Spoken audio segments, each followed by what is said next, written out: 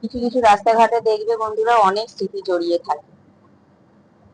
Hello everyone, তোমরা সবাই কেমন আছো? নিশ্চয়ই ভালো আছো, সুস্থ আছো। দেখো সকালের ব্রেকফাস্টটা আমরা তিনজন মিলে একসাথে সেরে নিলাম। আজকে সকালে ব্রেকফাস্টে রুটি আর আলু ভাজা করেছিলাম। আলু ভাজাটা একটু বেশি করেই করা হয়েছিল, কারণ আমি আজকে দুপুরবেলা একটু বাজারে গেছিলাম, কিছু দরকারি কাজ ছিল আর কটা চুড়িদার বানাতে দিয়েছিলাম, সেই জন্য। তো ওই জন্যই ভাবলাম যে জলখাবারটা সেরে নিয়ে ভাতটা করে, আলু ভাজাটা বেশি করে করাই ছিল, আর একটু ডাল সেদ্ধ করে নেব। আর হচ্ছে ডিমের আমলেটটা যখন খেতে বসবো তখন মা ভেজে দেবে। তা এই ছিল দুপুরের আজকে মেনু। তো ওই জন্য স্নান করে তাড়াতাড়ি করে আমি কি করেছি, জামা কাপড়টা মেলে তারপরে বেরিয়ে পড়েছি।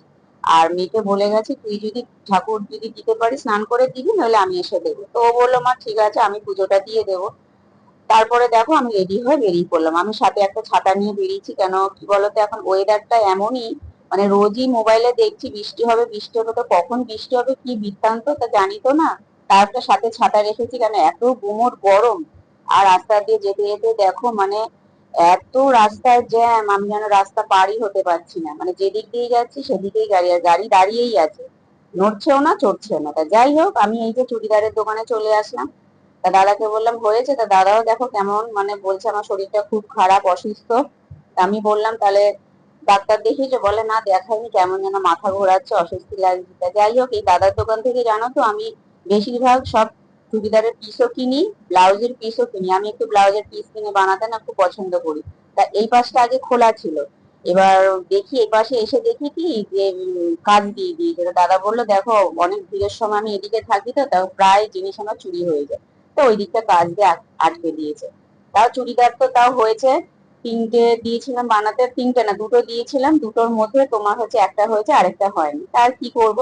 তা বাড়ি ফেরার পথে এই যে রাস্তাঘাট, এই যে রাস্তাটা দেখলাম, এই যে প্রথমেই বললাম কিছু কিছু রাস্তা অনেক স্মৃতি থাকে, তা সত্যি এই রাস্তায় মানে বলতে নেই, রাস্তা দিয়েই আমার ছেলে মেয়ের স্কুল পড়ে। তা একসময় কত এখান থেকে গেছি, কত বাড়ি ফিরেছি, কোচিং সবকিছুই এখানে, মানে দিনে আমাকে কতবার যে রাস্তা দিয়ে যে আপ ডাউন করতে হতো। তখন এই রাস্তাটা মনে হতো কি যেন সত্যি কথা, এই বুঝি গেলাম এই বুঝি চলে আসলাম। কিন্তু আজকে যাচ্ছি তো, যেতে যেতে মানে রাস্তা শেষ হচ্ছে না, হেঁটেই যাচ্ছি হেঁটেই যাচ্ছি, মনে হচ্ছে যেন কত দূর বাড়ি। আর যেতে যেতে আশেপাশের বাড়িগুলো দেখছি, সেই সময় এইসব বাড়িগুলো দেখো কত মানে মানে পুরনো ছিল, মানে ভেঙে যাচ্ছিল, এখন সব বেশিরভাগ দেখো সব ভেঙে ফ্ল্যাট হয়ে গেছে। এই যে বাড়ি, এই বাড়িটা দেখেছো কত সুন্দর, এই বাড়িটাও ভাঙাচোরা ছিল, এখন কত সুন্দর হয়ে গেছে। এই বাড়িটা মনে হয় ভাঙতে পাশার, ওই বাড়িটাকে দেখলেই আগে দেখালাম ফ্ল্যাট হয়ে গেছে। তা যাই হোক, সময়ের সাথে সাথে সবকিছুই এগিয়ে যায়, সময় তো দাঁড়িয়ে থাকে না। তাই যেতে যেতে তাই মনে মনে ভাবছিলাম কত স্মৃতি এই বাড়িতে, মানে এই রাস্তাঘাটে রয়েছে।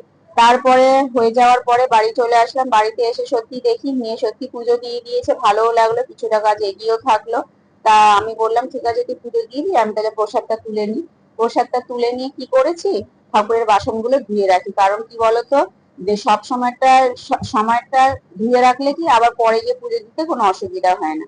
নিচে এসে ছেলেকে, ওর আগে খিদে পেয়ে গেছে, তা মা ওকে খেতে দিয়ে দিয়েছে। ও তোমাদের বলা হয়নি, কালকে যাতে মাছের ঝোলটা করা ছিল, ওই মাছের ঝোল কিছুটা ছিল। তা মেয়ে ছেলের খাওয়া হয়ে যেতে আমি আর মেয়ে বসে গেলাম।